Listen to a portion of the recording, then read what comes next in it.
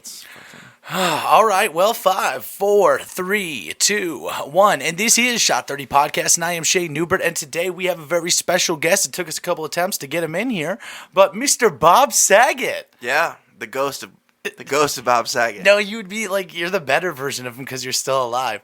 That's true. Mr. Collin Strajack is in the studio today, and he is also the host of Modern Day Overthinker podcast, which you can find on pretty much everywhere, right? Yeah, pretty much. I've tried to get it everywhere. Yeah. And he's also a stand-up comedian out of the Quad Cities. He's been getting his feet wet, and he's got a little lineup of some shows and stuff. I'm super stoked for the 22nd. Dude, I love the Speakeasy. Man. That place is so cool. Is that where you started? No, my first open mic was at the Renwick Mansion, which I love that place too. Yeah.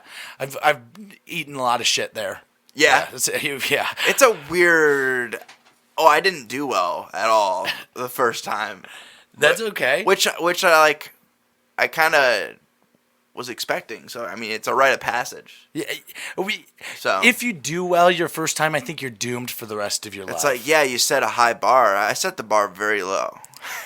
yeah, I did as well. Oh, I did Penguins in Cedar Rapids first. Nice. And they announced me as new, and none of the comedians would talk to me, and it was just a shit show. And I heard Penguins isn't a thing anymore. In Cedar Rapids? Oh, I don't know. It's new information. I don't know. Apparently they're not. They did not do well because of the pandemic. Which... yeah, I mean, a lot of places didn't. Dude, obviously that would be one of those places where, you know... Yeah, what do? Like, you have a comedy club. Yeah. You can't do takeout comedy. You can. It's just awful. I did an online roast battle during COVID, and it was awful. With do you know who Ginger Billy is? Ginger Billy, he's like a big touring comic. He's always like, hey, come over here. Hey, that girl right there, he's got his blue jean shorts on. I'm sure if I saw him. I got these nut huggers on the Nut Hugger 3000s. Where's he from? North Carolina. Okay. Well, his opener, went like mega viral. His name's Brandon Rainwater. He went like mega viral for doing Cam Newton impressions. Like he was dressing like a girl in a podium, and they were fucking hilarious. And he looks just like him. That's great. And so they toured together, and somehow me and Brandon stumbled across each other, and we did this roast battle. And JD actually did it as well. And it was just a complete nightmare. They told us to make it a PG show, so I made these jokes like, "What are we doing? A roast battle for like kids?" Like, yeah. And so the very first jokes that they had towards me was like the No Pussy podcast and shit like that. Just shit that I like right away went, I don't even have the P word in my set. Like, I don't even have a cuss word in my set. Like, yeah, because you were told to do. Did they set you up? I for the most part, yeah, yeah. It was a shit show. It was a shit show. But yeah, so I decided I'll never do that again. You did the recent roast though that we did in Davenport, right? Yeah, it was a blast. Yeah, I hosted it. You hosted? Okay, that's awesome. Yeah, because Andy McGraw got COVID. Oh, really? Yeah, day of.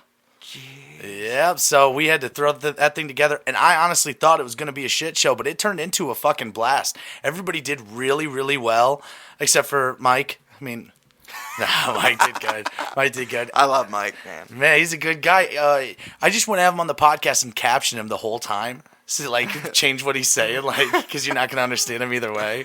Oh, yeah. There's certain words, like, he just, it's hilarious. Have you heard him talk about how he used to, because he was ESL when he was in high school, and now he has like a bunch of bits about the short bus and stuff. Okay. Oh my God, you gotta talk to him about that. Is this something new that he's doing? He is such a wild card. Yeah. Dude, one time I went to a show and he spent 7-8 minutes on stage literally just trying to have sex with this woman. Like, it was like the most ridiculous thing ever. Actually, so I had this, me and my wife Timmery, we had this really good looking friend. Mm-hmm. And she was talking to Stevie Mo and Mike one day. We were outside of the club, and she was complete clowns. She was talking to them. I love both those guys. And they were trying to get with her so bad. And I was just like, I grabbed her and I said, not these guys. Just anybody but these guys. I met Stevie a long time ago. I was on Stevie, and you know who Devin Weiss is? No. He doesn't do comedy anymore. He only did comedy for a little while. But I believe I pronounced his name right, but whatever. He and Stevie had a podcast a long time ago, like before everyone started doing podcasts. They were doing a podcast, and they didn't. I wish they would have kept up with it because it would have been awesome because they were ahead of the game. Mm-hmm. But they had me on their podcast. But yeah, so I've known Stevie for a long time. Yeah, dude. I would just hate for him to ever like donate his pubic hairs to Locks of Love or something. Like, dude, everybody be itching the whole time. Like, it'd just be a bad thing. Oh man, I bet he had a great weekend though. WrestleMania weekend. I bet he was just amped. He's been killing the barbecue game, man. I love watching his barbecue videos and stuff like that, smoker and all that stuff. Oh yeah, he's into that. Yeah, he's real into that. Yeah, he's also into some weird shit. I'm sure. Yeah. That's the best part about like the comedy community, though. It's like it's such a group of degenerates and so different. So different, man. Everybody is like so different. Yes. Like there is. I mean, you got a fucking wizard. You got a wizard out there. You got an immigrant. I mean, there's a new guy that does, and I really hope he sticks around because I love him already because he's doing jokes like Rodney Dangerfield jokes, like the you know how Rodney Dangerfield did the bit like I don't get no respect. He's bringing those back. Oh God, who is it? And he's this skinny. I don't know. He's only done stand up like 3 times. So, and it's been within the last like 2 weeks. I don't know his name because I'm terrible with names. That's okay. And do you know my name? I do know your name. Okay. Your name is Shannon, but I always want to butcher your last name. But it's Newbert. Yeah, it's pretty easy. Pretty easy. I'm sure you get the new Bart a lot. Never once. Never once. Never once. You just got it. So yeah, never once. So, well, who's your favorite? We'll just start with just like, well, who's your favorite comedian though? Like, maybe not. I'm not talking like local or like it can be either. I mean, yeah. I'm not saying a local person can't be. I could give you both actually. Locally, I would have to say, I mean. Chris Schlichting would want me to say him, obviously. I'm good friends with Chris Schlichting. He's a great guy. Donnie Townsend's my favorite. Okay. I love Donnie. Mm-hmm. He's been popping on quite a few shows lately, I've seen. Yeah. James Draper also is a great guy, all-around great guy, and he's always hilarious. Those two I've seen a lot over the years because I went to a lot of comedy shows pre-COVID, and I would say like my favorite comedian right now, a real big Theo Von fan. Oh, big Theo Von fan. Love Theo Von. Yeah. Me and my brother have gotten we didn't argue about it, but me and my brother really like stand-up comedy a lot. He did it for a little while in Chicago. He lives in Chicago. This was like pre-COVID. Then he got busy with work. I want to try to get him back into it, but anyway, we always see eye to eye on like every comedian for the most part, but he just cannot get on the Theo Von train. Well, Theo Von is so weird because he's so weird. I love it though. Honestly, I don't know if anything. I don't even know if his name is Theo Von. That is how it's not. I don't think. He grew up like an hour away from here. Really? In right by Kiwani, in Toulon or whatever. He lived there for a long time. He used to do shows for free there, and they disrespected him really bad, and he was really upset.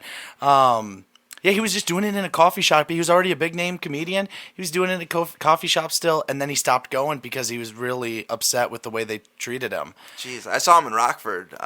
He was there last month. I think that was last month. I think he's so much funnier as a person than he is as a comedian. Oh yeah, he's just a complete character. Yeah, and and you listened to this past weekend probably. Oh yeah. Oh man, dude. His solo shows are like people skip over the solo shows. Do not skip over the solo shows because somebody described him as like Theo just starts sentences he doesn't know how he's gonna finish them. Yeah. And it's incredible. It's so funny because he just goes off. And I also another reason I like him is because he talks about recovery too, and I'm in recovery, so I like hearing about that. And I like hear it's inspirational, and he gets real into it. He doesn't sugarcoat anything he says, and he actually breaks anonymity like hardcore, and you're not really supposed to do that, but whatever. And like says exactly what kind of meetings he goes to, because that's kind of like taboo in like the recovery world. If I was to say I go to these type of meetings, and then I go to a meeting, which I just say I go to meetings, and people are just like, oh yeah, we get it, we know what you're talking about. You can narrow it down, you can figure it out. But And how long have you been doing that? Going to the meetings? So it'll be my date, my other birthday or whatever they want to call it is May 30th, and then I'll be 5 years. So it's been a little over 4 years. And how old are you?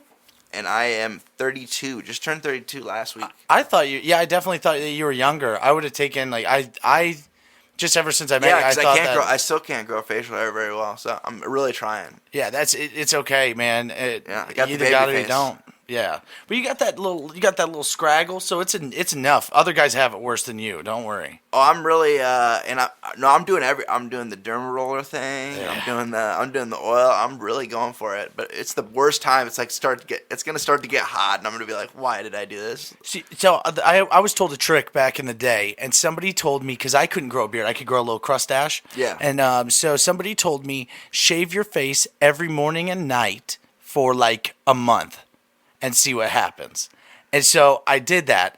And I mean, I saw some progress, but then I got on steroids and started taking a bunch of human growth hormone, and then I just Oh, you got into that game? Oh, yeah, I used to be a professional powerlifter. Oh. Yeah. Yeah, so a picture of me on the wall back there and stuff like that. Yeah, I was... You look like you're about to shit your pants. Yeah, I have probably 800 pounds on my back right there. That was at Raw Unity in Florida. Yeah, damn. Giant nutsack too. If you look down low enough. I can't see that low. I do need to get my lingerie pictures up in here though. Oh yeah, for sure. Yeah, they Those are some definitely. great. Yeah, you need to get the glamour shots up here for sure. So you've been going to that for a long time. Have you had any slip ups? Nope. I've been lucky and consistent. So I've kept up with my steps and my meeting attendance. I think that's crucial. I mean, you gotta stay involved with other people in recovery. Otherwise, you're gonna slip up and you're gonna lose focus. And it's a big part of my life. And I also like helping go to like treatment centers and doing meetings there and helping people that are trying to get their life together and trying to give back and doing stuff like that. And that holds me accountable. Like, Yep. so doing stuff that holds me accountable really helps me a lot to stay in recovery. And also, like, my life was, I wouldn't say I was not like homeless or like shooting up in the alley or anything like that, but I was just like miserable. And it was enough for me to be like, I'm done with this. I never had money. It was always borrowing money, always broke. Working at bars and restaurants, because everyone that works at bars, not everyone, but good amount of people that work at bars and restaurants, it's pretty normal to do drugs or drink, whether you're on the job or off the job. You just fit in there. That's kind of how it escalated, actually, when I started working those types of jobs. I actually went to college. I graduated. I got a degree in marketing from St. Ambrose, and I just didn't really use it, and I was just basically coasting for the longest time. And I was sick of doing that. I was sick of a lot of things, and I was just like, I'm gonna do something different, man. And then it's been working. So that's the biggest thing, is like, it's very simple. Like, if what's working is working, then why would I change that? Why would I go back to that lifestyle? And I don't know and I don't know if I'm not even 100% sure if I went back to drinking or went back to doing like smoking weed or whatever, if it would like take me back, like if I would just like be and feel like you're that same person again. Yeah, some people it's like that, some people it's not. It's just like I'm at the point where it's like, why even try? Why? I completely understand that, and so I've gotten over that hump, because that's the toughest part, is those first, like, for some people it's the first 6 months, for some people it's the first 30 days, for some people it's the first year. Mine was like the first 18 months. I was like, I don't know if I want to keep doing this or not. And then something happened. It's just like, I don't know, just something in my mind, it just clicked. It was just like, this is what you need to do. Yeah, and see, I'm more of like the opposite in ways. Like, honestly, so the start, like, I have a lot of rough patch in my life, and I didn't go to college until I just got my degree at age 30. Like, like I did this at age 28 to 30, and And how old are you? I'm 30. You're 30? Yeah, and so like Old man. old man. I'm an old man. Yeah, we're a couple of geezers, dude. Jeez. When's the last time you heard that word? Geezers. I love that word. I hope it never dies. But and so like I spent a lot of my younger years, especially from 20 to 24, 25-ish, working my way at being a power lifter. That was my whole life. I was miserable and broken, and I took out everything in the gym. And so, I mean, I was loaded with steroids and all this stuff, but I didn't drink. I didn't touch anything. I didn't do. Yeah, because that was unhealthy, and that would interfere with your career. Yeah, and then so I got married, and it was like I had a really bad injury with my powerlifting. It pretty much set me. I tore my left hamstring, my right hamstring, separated my L4, my L5, had a partial tear of my pec, partially tore my right bicep, strained my abdominal. This is all over the span of time. Yeah, but the two torn hamstrings, and then there was one that it was like the, what did they call it? The straw that broke the camel's back or whatever. Yeah. I was deadlifting and I had 785 pounds on the bar, and I got to the top and something wasn't right, and I pulled sumo, so my feet were out wide. The floor mat ripped right down the middle. My leg shot out directly outward, and it shattered my right foot. Like, it completely just shattered me. And so I just instantly went, I'm done with the powerlifting thing. Like, and then I lost my identity. It started to go like really hardcore reflecting on how now I don't have that to look back on. And I started really thinking about like my childhood when I was molested and all this like really bad stuff. And like I was really trying to find a lot of those stories in meetings, dude. Like, so many people turn to drugs because of that. But sorry. Yeah, no, Sidebar. but no, I just wanted to. My biggest thing was I wanted to have my voice heard, and so after I went from being like a popular powerlifter, like people knew me for that, and that was like it was a big deal. That's your thing, yeah. And then after I didn't have that, I had this terrible relationship that was falling apart. And I was also starting to talk about some of my old issues, and it made me so miserable because when I broke up with my ex, like, dude, I went it was like everybody hated me, and I didn't have a voice, and I wasn't I was just shoveling pills down my throat. I was drinking with the pills. I hung myself over the lake. The tree branch broke. I jumped out of fucking moving cars going 70, and not even like making a production out of it, just lean and roll, dude, and just drop and just fucking skin all. Were you just like, what's that? Just any pills you could get your hands on? Yeah. I mean, it was more Xanax and yeah, you just black out on that stuff. Alplazoram and shit. Yeah.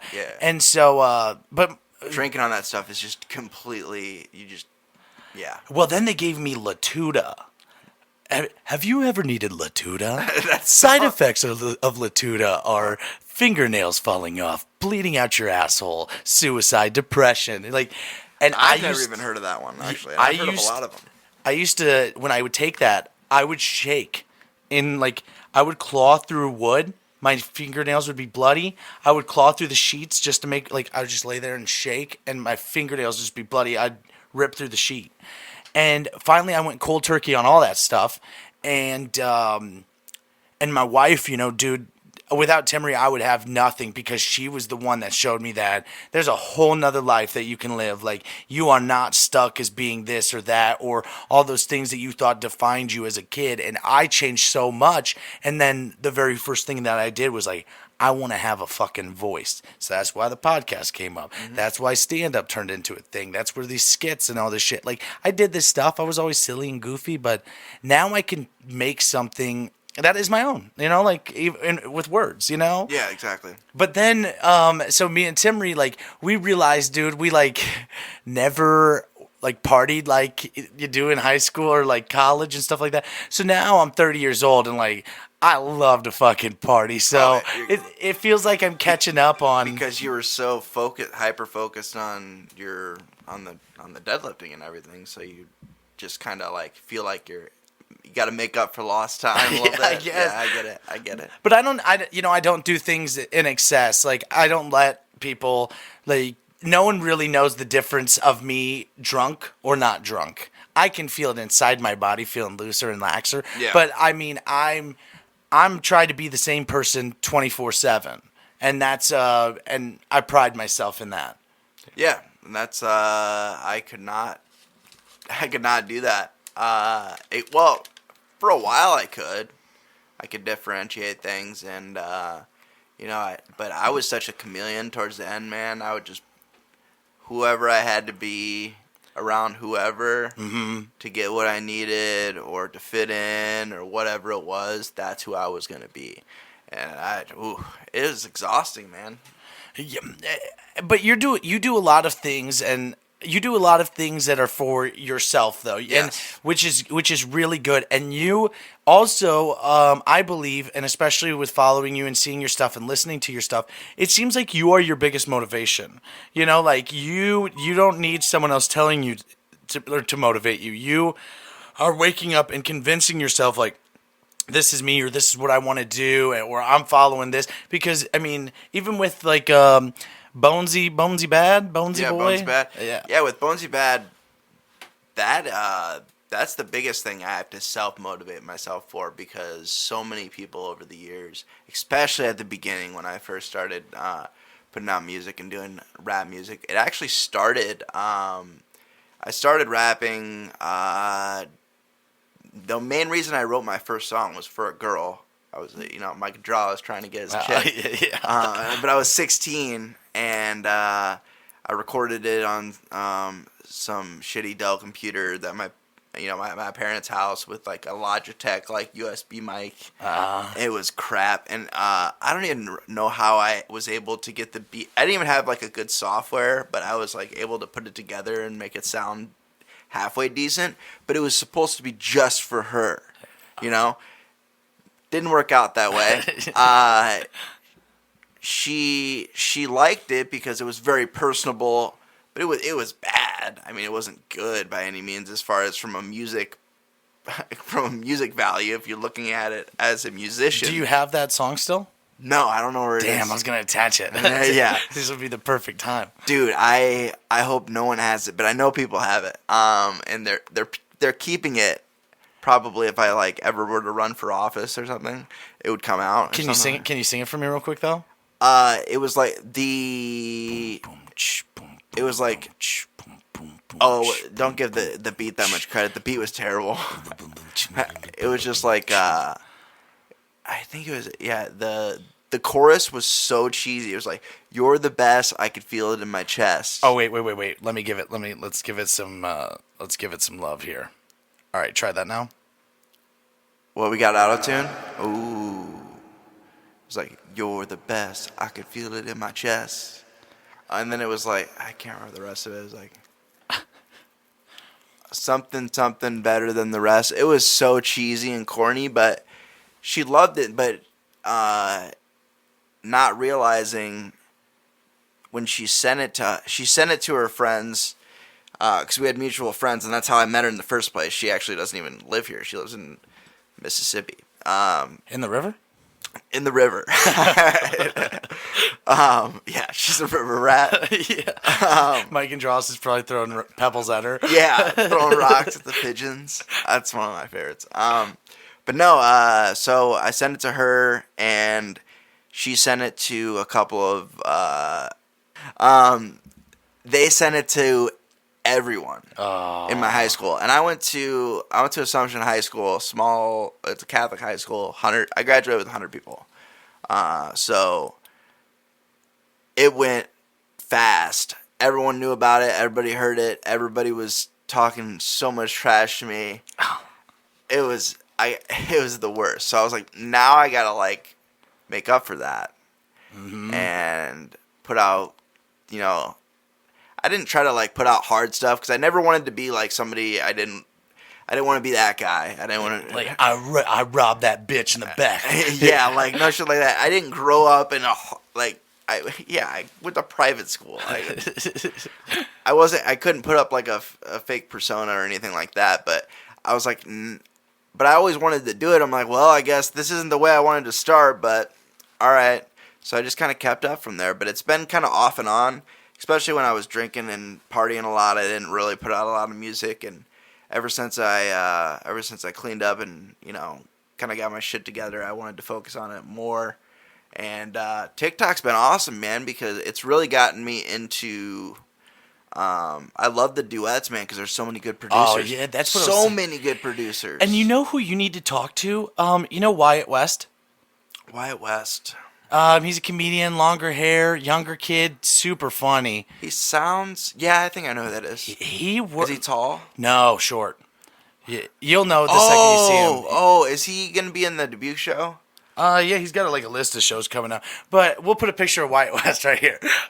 He reminds me of my cousin, I think. So I think I know who you're talking about. But he like works for music production, and he said like if we ever need things for the podcast and stuff, that he'll whip it up. So like you should use those things too. Like maybe I need an intro for Modern Day Overthinker. I've been procrastinating that for a while. Yeah, I love the new one that we got, but man, I'm always up for some other ones. Dude, I like the intro video. That's dope. Who did that? Me. You did that? Yeah. How'd you do it? Figured it out. You just figured it out? Dude, YouTube tutorial? We haven't done any, like everything that we've done here has all been learning on our own every step of the way, and it's allowed me now to, you know, I've got to help other people start theirs and do things with their podcasting. It's been a lot of fun. So I mean, just learning it makes you invaluable. Invaluable, what would that mean? Like, I would say invaluable. I think you can't put a price on knowledge. That sounds witty. That's good. Yeah, so maybe but it's definitely priceless. Yeah, let's go with that. Let's go with that. Yeah. Payless. Remember that shoe store? Oh, dude. Yeah. Dude, you used to have some wild days in Payless. Oh, yeah. Get me out of here. I don't want any of these shoes. Mom, take me to Foot Locker. Dude, those shoes suck there. Yeah, they all suck. But I was getting... So the very first time I ever saw you, you were on stage and you went into a Bob Saget bit. Oh, yeah. But I was like, sitting there with Timmery, and I was like, oh my God, you know who this motherfucker looks like? And she goes, yep. And then you said Bob Saget. I was like, I thought he looked like Rick Moranis, dude. I've gotten that before too. I was like, I've gotten some weird ones. Seth Rogen, which is... That's a weird one. It's a weird one. But I will say you are much more handsome than Bob Saget or Rick Moranis. So you definitely are an upgrade from them. It's just features. Just some features and maybe the way... I don't know. I don't know what it is. But I roll with it. It's good material. I'll take anything at this point to use material as material. That's one thing I've been doing a lot lately. Like, oh man, that will make a really good joke. Like, I've been thinking about that more. Because I'm in that mindset. Because I've been doing so many open mics lately, and I've been doing it's basically kind of like how what I've learned, like being in recovery. Like, people just suggested things. You know, I listen to people who have done this for a long time, and I pay attention. And I used to have little quirks like that too. Like when my anxiety was the worst, like somebody's like, "Oh, put a rubber band around your wrist and snap it whenever you're feeling anxious." Classic. Or eat a butterscotch. Or like they have all these crazy things like put sandpaper underneath your socks. Like, I never heard that one in my life. It's just shit, dude. Actually, when I was in high school, somebody said, "Hey, dude, if you get those tobacco pouches, put them in between your toes. Oh, I've heard and that you'd be one. higher than shit." I've heard that one. I've done that. I butt chugged Everclear, blacked out, woke up with nothing but puke and Mike and Ike's, and I was naked. And I was naked with two other women that I didn't know, and I don't know what happened. But the very first thing I said when I woke up, I was like, who the fuck brought Mike and Ike's to a party? And I didn't know where I was, what house or anything. So, oh man, yeah, that was a fun one. Yeah, I didn't even know. I had learned about butt chugging. Oh, I thought you were gonna say about Mike and Ike's. I was like, dude, they've been around for forever. I love Mike and Ike's. I didn't know about boofing until, you know what boofing is, right? Boofing, it's something to do with like you stick it up your butthole. Yeah, it's taking drugs through your butt. butthole. Okay, yeah. I do want to say this before we get too far away from it. Well, first of all, Shot 30 Podcast is available on Apple Podcasts, Spotify, Stitcher, CastBox, YouTube, all those things. Please like, share, subscribe, tell your friends. And I do want to say thank you so much. We were at 700 followers a week ago. And I asked all you guys if you guys had a spare 3 minutes. And now we're at over 1,000. And this is one of our first monetized episodes. So I want to say thank you guys so much for that. And for the Apple reviews. We're one away from the goal number where Apple will start putting it out for us. We're at 99. We need to be at 100. So if there's just one person out there, hey, just go leave a 5-star review. And there's one dickhead out there who left us a 3-star review. We literally have 98 5-star reviews and 1 3-star review. And whoever that fucko is, I hope I find you one day. Did they even comment anything, or they just put 3 stars? They just put 3 stars and that was it. Oh, that's cold-blooded. So I had a song that I did that actually got some spotlight back in, I'd say, around 2010-ish. Okay. So I worked at Menards, and I was a lumberyard manager right after I got out of high school. Okay. Like, I was super young, got a great job, had worked there for some years, and I was the lumberyard manager, which I hired nothing but my friends, which was an awful idea. Yeah, terrible. But we had a blast. So one day I was making up a rap, and I was like, dude, I got something. I was like, and I guess I still got it. I go to work every day in the lumber yard, working for a guy named John Menard. I stock, I clean, I load and ship. I make $10.50 and guests cannot tip. Can I get some guest assistance to the treated rack? Hell no you can't, are you on crack? If you need something, better get it yourself, even if what you need is on the top shelf. 2x4s and 2x10s is all I stock, cause I'm the man. I don't know the rest. You don't know the rest, but did you put it out? So I sent it to a couple of friends. Well, it ended up getting to all the Menards like that were out, and people went to they have these like manager meetings where they all meet in like Eau Claire, Wisconsin, and they were all playing it. And my manager, like, did you have a beat, or is it just all acapella? It was a beat. Okay. Yeah, there was just like something behind it. But they were like, dude, every single person there had that as their ringtone on their fucking phone. It was fucking crazy. I was like, that's my guy, dude. Like, that's awesome. Yeah, and I was like, behind the board rack is where I pee. Because we all pissed back there because nobody wanted to walk inside to go pee. So we all just pissed on this board rack, and it reeked, dude. We could have left a fucking birthday cake in the lumberyard, and a raccoon wouldn't touch it because it smelled so fucking bad. Oh God. Yeah. Oh, it was fun, dude. I remember one day had a guy come by and he lifted us up on the forklift, and we just got on the tines and we sat on the fucking the shingles just watching the sun go down, and I was like, man, isn't this the life? And we sat, and then there was a guest coming like down the aisle, and we're just sitting up there. We had no way to get down because the forklift left us. And we're like 20-some feet up in the air. Yeah. But yeah, dude. I guess I'm finishing my shift up here. Yeah, dude. Oh, retail, man. I'm so glad I'm not in retail anymore. Where'd you work? I was a Best Buy guy for a long time. Damn, you Geek Squad? Didn't go Geek Squad, man. I didn't. Nah. That's a different level. That's nerd, below man. you. Yeah. That's beneath you. That's beneath me. No. I worked there in high school mostly. But yeah, Best Buy was a cool job. Mainly because, you're surrounded by technology all day. So my check went right back into Best Buy. Like, almost every time. The employee discount was incredible. Dude, I just saw something there the other day. Have you seen the new fucking glasses? Like, they have those glasses for sale. The ones where you don't even put it in your ear and it sounds like you got Beats on.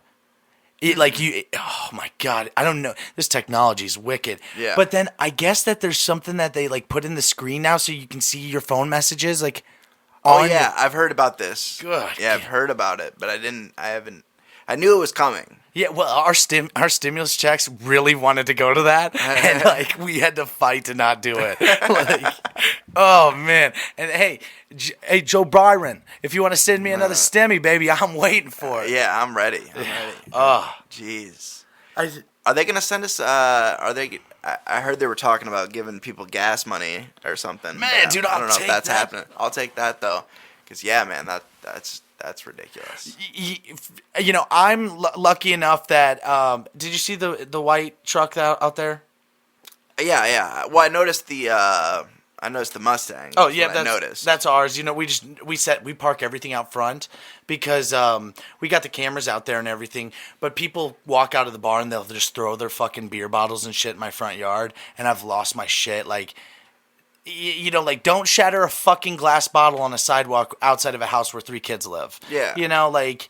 And the last straw for me was, well, I almost I can't say the word killed. So murder. So I'll use murder instead. Yeah. But this guy, we've had a lot of issues, but this one biker dude parked in front of our house, 10 o'clock at night, music all the way up. 20 minutes later, I walk out, his motorcycle's still on, music all the way up. I walk over to the bar, barefoot, in my fucking tighty whities. And I'm like, who the fuck's motorcycle is this? And this one guy goes, what is your fucking problem? I said, my fucking problem is your motorcycle with the music blasting with my kids trying to sleep. I said, if you don't come out and shut that motherfucker off, I'm going to piss on it right in front of your fucking face. And his wife was like, go shut it off, honey.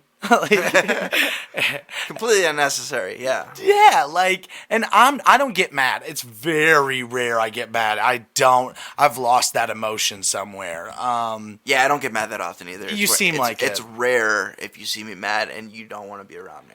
I can get upset. Like you can see like me visibly get upset about things.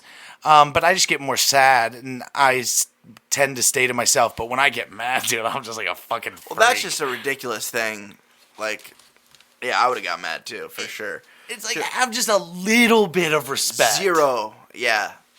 Some people in their own world, man. We just live in it. It's insane. You're right. But I do like living in this world, man. Yeah. I didn't used to, but yeah, there was times where I did not want to live in this world, and that's another thing, man. That's one of the main reasons why I do my podcast is because I know there's a lot of people out there that are struggling or have a story about struggling and success stories, and you know, just talking about real shit and getting into the nitty gritty of things and what they've gone through and what they're going through and how they're getting through it, and people need to hear that stuff. And it's just you know, I didn't come across a lot of I mean, obviously there's a lot of good podcasts out there, but that seemed like something I wanted to do. And also just the main theme of the podcast is not just mental health. I've focused it on mental health, but self-awareness, self-growth, and just, you know, positivity, and also just things that are less discussed that should be, you know? Yeah, and I mean, well, that's also one of the hardest things to talk about is your own personal demons and your darkness. A lot of people get so afraid to talk about stuff like that, and I realized, especially men. Yeah, of course, like, and that is for multiple reasons. And even with the photo shoot thing, let's just put my hot picture here. Yeah. For me, I was so scared. I swear. I know people think that maybe it's like something it was easy for you to do or something. I was so scared, and then the more and more these Honey and Ether, like, they're beautiful and they're perfect, and I love them so much. But they just made me so comfortable, and the more and more I was doing it, the more and more I was thinking about what my picture can mean to other people. And I've had a lot of people, especially, you know, members of like the LGBTQ community, come up to me and say like, knowing that you're a straight guy, this picture means so much to me. And like, when I got messages the first time, I had that angel wing picture. I don't know if you saw that one. Yeah, I saw that one. Yeah. And I got some really fucking weird messages back. People like, I'm just worried if something, are you going through a thing? And I thought to myself, and I sat there, or are you gay now, or anything like that? And I was like, who the fuck cares if I am? Yeah, why does it matter? But I started getting madder and madder, and then I was like, let's take this up a notch. Like, you know, my brain processes it like let's go full send. Let me get something up my butt crack, and like, let me. Oh yeah. But yeah, so it was fun for me to do, but it was also very scary, you know, and I like to do things that take me outside of my element now. Oh yeah, I've been real big on that as well. That's why I got into comedy, man, because I was so scared of it. Mm-hmm. So scared to do it, man. I always loved it. I've loved the art form. I've been watching stand-up and listening to stand-up since I was like raunchy stand up before I was allowed to or supposed to. Listening to, I got a weird compliment the other day from a drunk guy, and I'm taking it though because it was awesome. Because he's like, dude, I don't know why, but you're giving me like Eddie Murphy vibes up there. I'm like, I will take that compliment all day because one of the first specials I ever watched was Raw, man. Oh, I have it. Yeah, I have it upstairs. Incredible. Yeah. I had to buy. Like Family Video sold out, so I had to get him Richard Pryor. Yeah, dude, the legends, man. There's so many good comedians. Rodney Dangerfield. God, why am I blanking on him? I'm terrible with names. George Carlin was awful. You didn't like George I Carlin? hate him. I hate him. I don't want to hear somebody talk like this and then grab something else and be like this and then so the war was going on and boom, look at that. He was very angry. Yeah, he was very angry. That. I like George Carlin, but I get it why people don't like him. And that's the same thing with Theo Von. Like I understand. Like with my brother, I don't argue about it. I'm just like, I get it. Whatever. It's not for everybody. As you know, and as you can probably understand, this past week I was devastated by winning that fucking competition and having to give. Do you know Anthony Natarelli? He's a comedian. He was from the Quad Cities. He moved to L.A. I've heard the name, but I don't think I ever met him. Stevie is good friends with him, and he's the one who got my tickets to meet Anthony Jeselnik and really? Jeff Ross. Yeah. Dude, I was so butthurt because I fucking love Anthony Jeselnik and his great. joke writing. And so this is how this all transpired. I call Stevie. I said, hey, I entered this competition. Tell me how my impression was. He said, it was fucking awful. He goes, take the video down. Seriously, it's embarrassing. And he goes, and it's one of your best bits, and you're ruining on that by posting it. And then I was like, okay. I was like, I appreciate your constructive criticism, Stevie. And I left it up, and I fucking won the thing.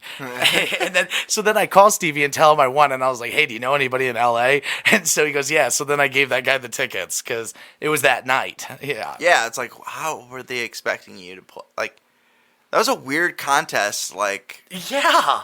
Very, like... Because if I would have had time, I would have been out a fucking phone there for that moment. For sure. Dude, and I would just been like, hey, here's some of my bits. Like, if you guys ever are around here and need me to open for your, like, be your headline, like, Jeff Ross, I'll be your headliner. Yeah. Like, no shit. So did you get to talk to him about his experience with actually using the tickets? Or have you talked to him at all? Oh yeah, we exchanged numbers. He's actually, when he comes back here in a couple months, he's going to come on the podcast and he's going to talk about it a little bit more. But he was super appreciative. The guy was like, sometimes you just hear it in somebody's voice, like a really genuine sweetheart of a person. And that guy really, he kills children or something, and I don't know. But he just Some seemed people like are really good at putting up a front. But yeah, and he was genuinely thankful and grateful. Yeah, he tried to offer me money. I was like, no. I was like, I can't take it. And I won these tickets, dude. And this is for somebody that's doing comedy, like this is a once in a lifetime type deal. Like I wanted somebody to get a memory that I wouldn't get no matter what. It wasn't going to happen. Show was in 5 fucking hours. I'm in Illinois. Yeah, and it was impossible. Yeah, and I still hadn't jerked off yet. So like, there's another 10 minutes gone. At least. Yeah. Minimum. Dude, I did see, so the other day I was at work and I went to the bathroom and I just decided to jerk off. I was watching porn. But my Fitbit, like, tracked, like, 3,000 steps in that period of time. Like, dude, I was stoked.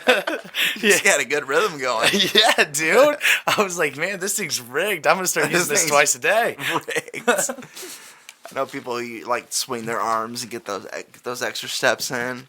I tried to one time because me and my wife were like in this huge battle before. So I tied it to the fan and it was just like swinging it around. And then, but it didn't catch a pulse. It didn't catch a pulse, so it didn't track any of those steps. And I mean, I was like laser focused on it for like 3 hours, just like making sure that it was still doing it. And then I clicked on the button and it was like 0 steps. I was like, fuck. Yeah. Yeah. You gotta have a pulse. Yeah, you do. You gotta have a pulse. Have you ever heard of, what is it called? The Heaven's Gate? Heaven Gate? They call it like it was like a big cult in like the 1975. No, I haven't gotten down the rabbit hole on cults, but I feel like I'm due for that. Oh man, there's this one podcast and it's brilliantly done because you can just fade away. I have a couple favorite podcasts. One, Lights Out podcast. It's all about like serial killers and stuff like that. Okay. But the guy, he talks like this, and it's like the most peaceful thing, and you just fall asleep to it. And Yeah. you'd be like, and then he slit the guy's throat and hit his body underneath his bed. Just everything's just so pleasant. Yeah, and but then there's this other one. It's called Conspiracy Theories, where they aren't conspiracy theorists. They're just telling everyone what happened, how it happened, and you make your own theory. Yeah, that's awesome. I like that. And so there's this Heaven's Gate thing, which is just the most confusing, weird. It was like a group of Christians that decided the Bible was real, but what they thought was it was all aliens. And so they were like saying that their human body on Earth just needed to be transformed, and they sat outside waiting for a spaceship to come pick them up. Okay. And there was like thousands of them, and then they all started castrating themselves because like masturbating or having sex with people was a sin, and so they like chopped off. It just, how do you convince a group like the aliens are going to come pick us up? We need to chop our dicks off, and then we'll release our exoskeleton, and we will go off to.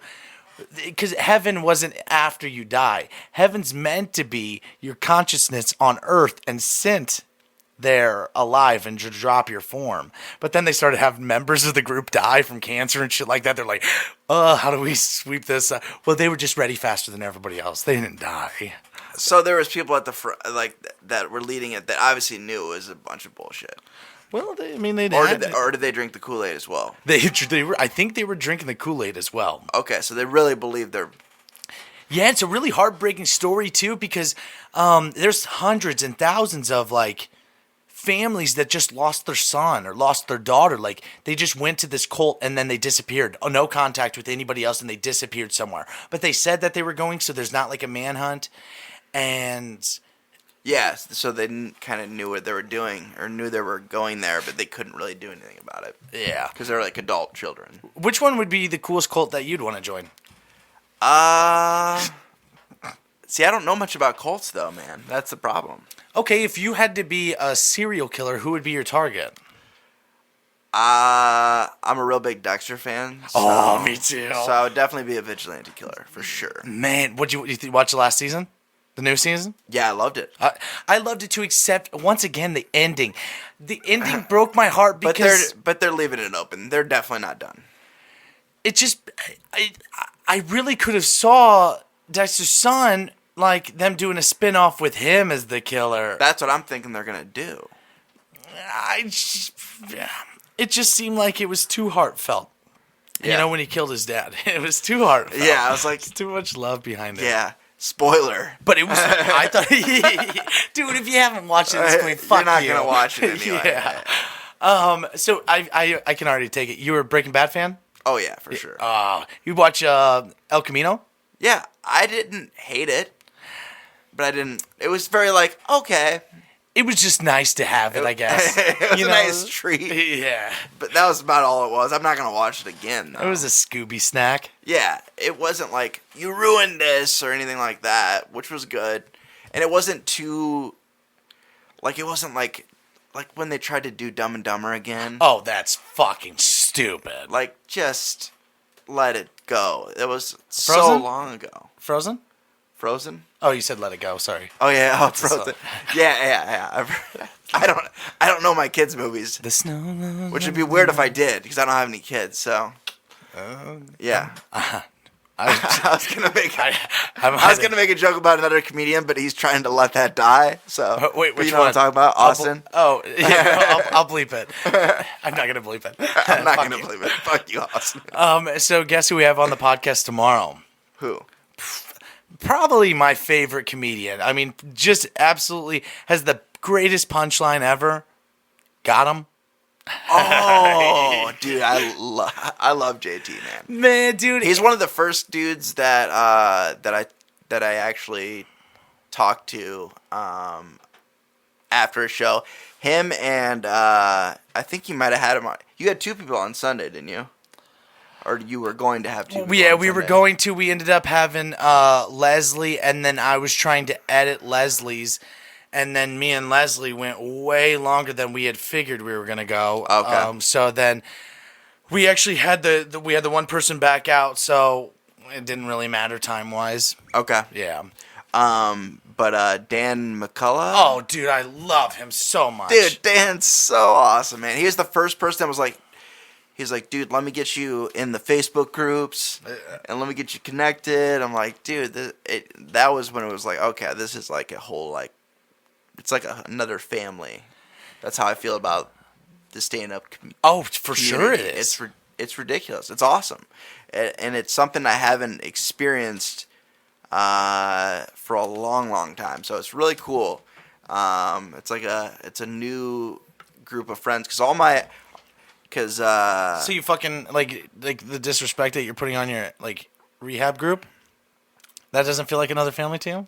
No, it is. That experience was like seemed like it started a while ago. So since then I haven't had this experience.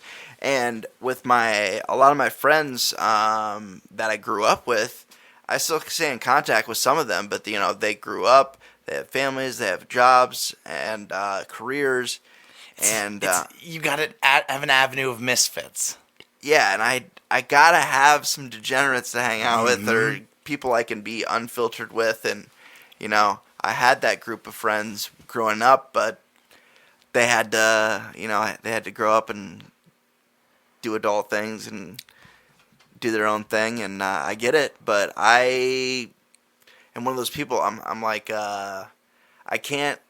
I want to grow up and be like.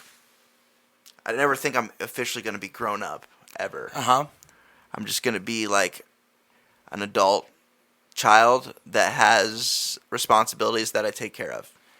I almost word myself the same way. I'm still the same dumb kid. Yeah.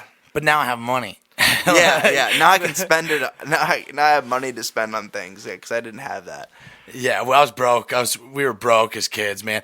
Like I have like horror stories of me like wearing girls' clothes from Goodwill because that's when my parents when we couldn't afford shit, so they would like go out and got me shoes. And there was a point in time like I had some like memories and like things with my teachers and stuff like that. Like I had a teacher that I loved. She was one of the greatest human beings ever. That it'll never. She bought me a pair of shoes at one point. Mm-hmm. Because I had girl shoes on, and she told me to tell everyone that I found them in the Lost and Found. And she just gave me this pair of shoes because she knew how embarrassed it made me. Like it just made me sick. Like not that like any guy that wants to wear girl shoes, they can do that if they want to. But I just wasn't ready. That for wasn't your thing. Yeah.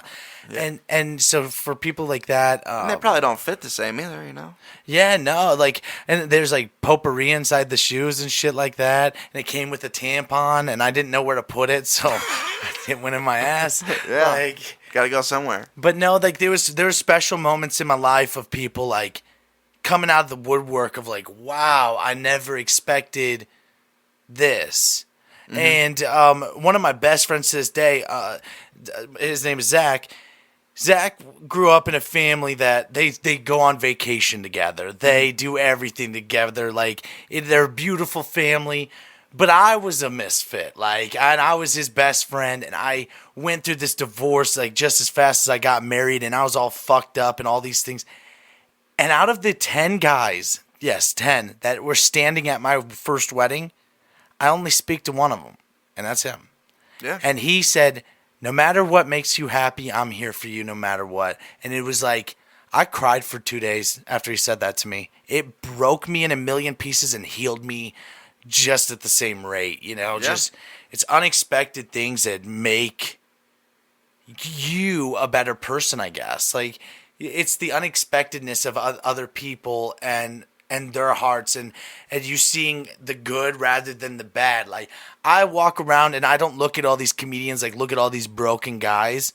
I know that a lot of them have a lot of horrible stories, sure. and not just saying guys and gals, but like, I just look at them for who they are to me. And I've met so many in the burlesque world, the drag, the comedy, all these different avenues, like my wife does burlesque, and I get to. I heard perform. there's a bunch of like burlesque gangs and shit. Like they're like little groups of them that. Oh yeah, and they kind of like they like pitchfork and like torches and shit. I just found out about this recently. I knew about burlesque and what it is, and I understand it, but I didn't know there was like little like groups of where they have like their head. I don't know what it's called. Yeah, they're clique. Yeah, but they're like gangs.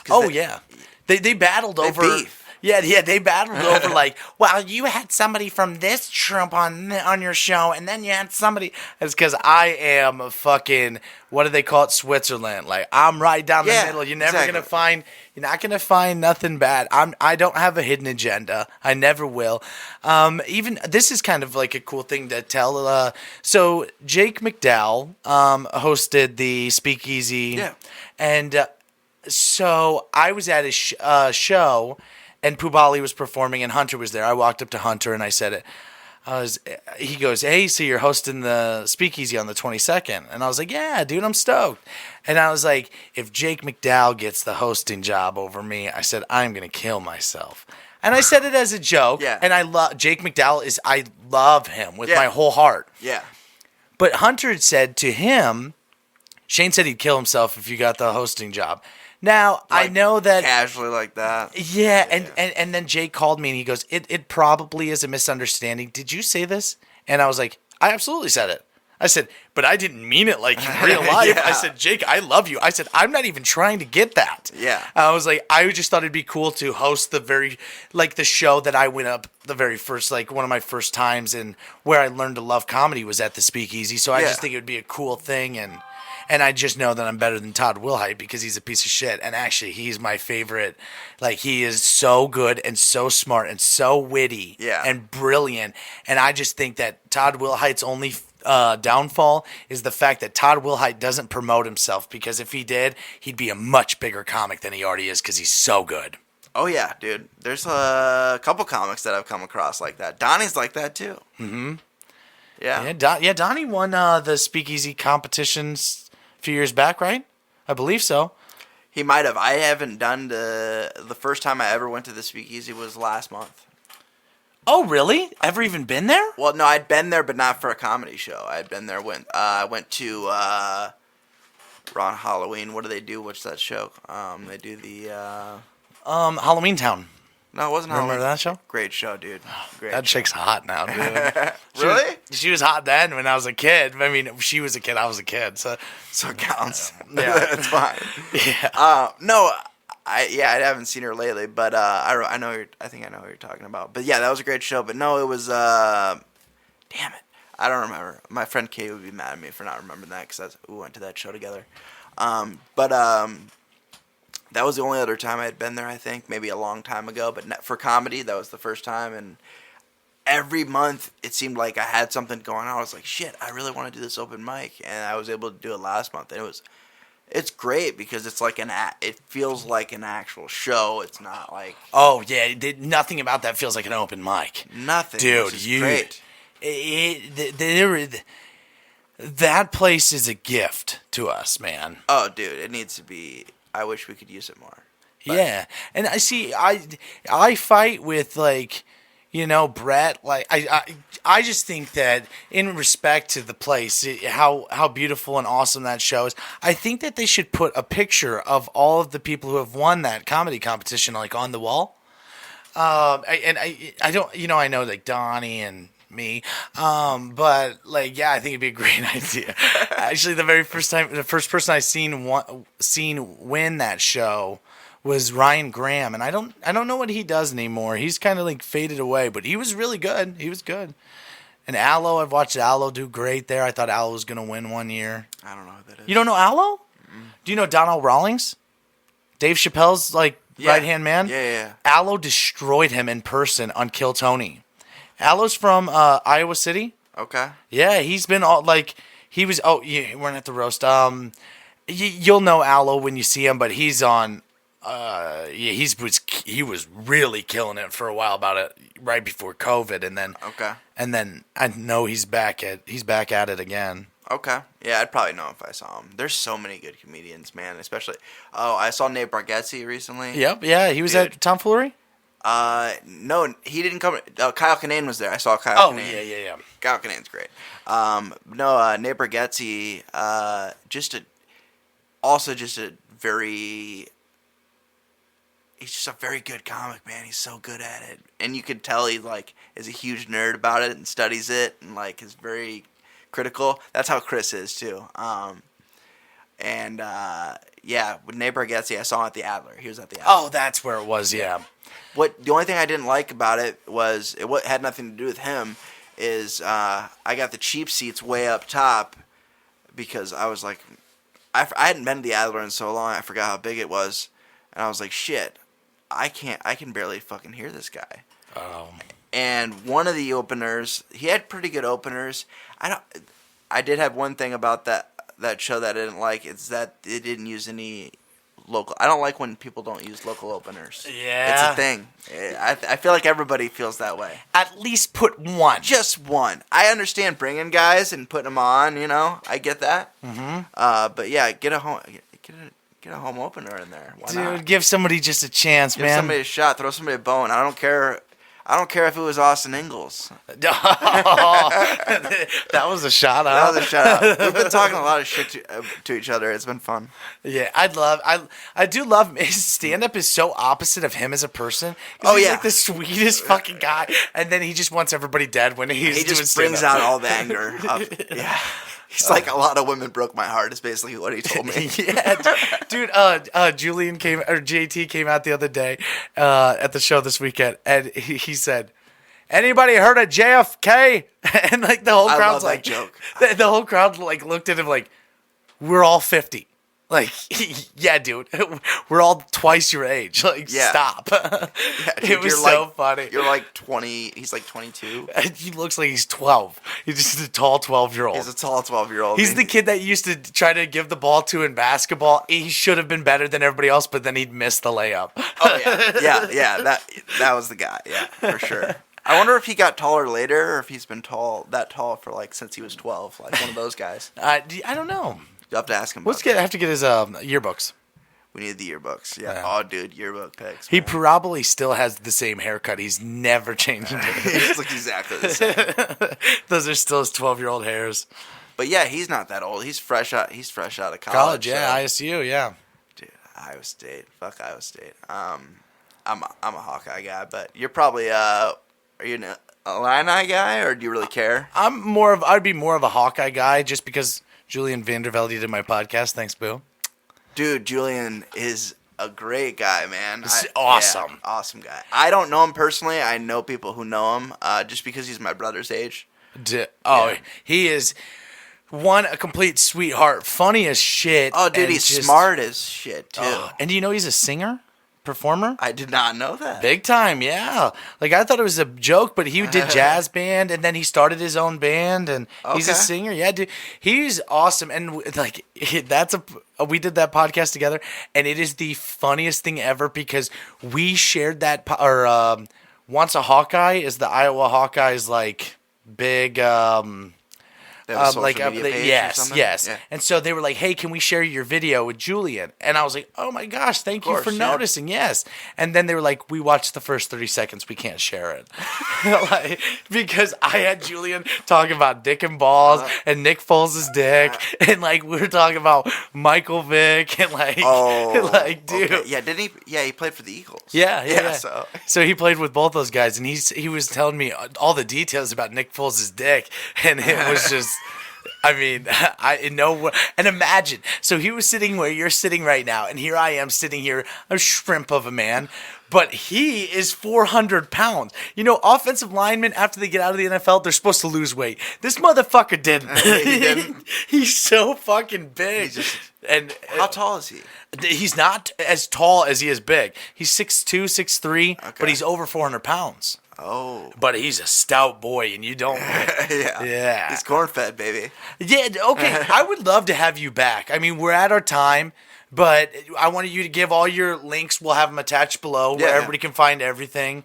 And, yeah, I would love to have you back. This is just, I mean, it's Just riffing, Feels man. like nothing, dude. It's Yeah, just dude. this is fun. I'm a conversationalist, man. Once I get going, man, you can't shut me up. But yeah, I do a lot of I do a lot of creative things. So my main thing that I'm focusing on right now is my podcast, which I'm gonna have a few guests on. I want to have you on my podcast as well. I'd love We'll to join. flip flop that. I don't have my own cool studio. I just go to another studio. But it's really awesome. It's called Underground Economy. Shout out Josh Graves. He's been on Yeah, it. Josh Graves is the man. Great guy. But yeah, Modern Day Overthinker. You can find that just searching Modern Day Overthinker, MD Overthinker everywhere. And then yeah, I've been focusing on also that studio is where I record music. It's called the musician name that I go by is Bonesy Bad, and you can find that anywhere. Spotify is where I share most of my music. Bonesy and with a Z. with a Z. It was just gonna be my name was just Bonesy, but there's some other goddamn guy in Europe who uses that name, and he still puts out music, and yeah, he ruined that for me. But whatever. I added the Bonesy Bad because a We friend can send him Anthrax. we could. People still doing that? I don't know, but we can bring it back. Where do you find it? Oh yeah, there's the dark web still out there. Yep. Silk Row, R.I.P. Yeah, dude. But yeah, Bonesy Bad. I've been doing a lot of stuff on TikTok. I love doing the duets with all the producers. There's just so many good producers on TikTok, man. There's so much stuff on TikTok. So much talent. It took me so long to get on TikTok, mainly because I know how I am with social media, and I get so hooked on things. And man, TikTok has been it's like a double-edged sword because you can get caught up in TikTok for like hours and be like, what the hell did I just do? Mm-hmm. Just because it's just video. Oh my god! And I've had like fucking burns on my finger from swiping so from much. swiping so much, yeah. Oh, dude. And the For You page is creepy weird, man. Dude. Oh, the way it like figures out what you're... dude, it's like, yeah. And then one of my friends, we think very similar. We're very similar, and his For You page is almost identical. He'll send me links. He'll be like, dude, you should watch this. I'm like, dude, I just watched this like 10 minutes ago. Me and Timry. So did you know if you're sitting beside someone, it's up to 20 swipes. Up to 20 swipes before one of those videos will play at the exact same time. Me and you would have something at the exact same time. That doesn't surprise me, dude. The Chinese are so ahead of us, they're going to take over. You have a problem with them? No, I'm ready for it, man. They are smarter than us. Teach me your ways. Yeah. I'm not a communist, though, but whatever. You know, I could. We'll save that for the next time. Yeah. We'll save the Chinese talking about how they're going to take us over, or Russia. Who knows? One of the two. But we have bigger dicks than them. And this is Shot 30 Podcast. That is Collin Strajack. Not Starjack. Not Starjack. All the letters are there for it. Dude, they're there for it. Yeah. Dude, this was so much fun. Thank you so much. And Shot 30 Podcast is available on Apple Podcasts, Spotify, Stitcher, CastBox, YouTube. Thank you for watching, and thank you for listening as always. Oh, man, that was a blast.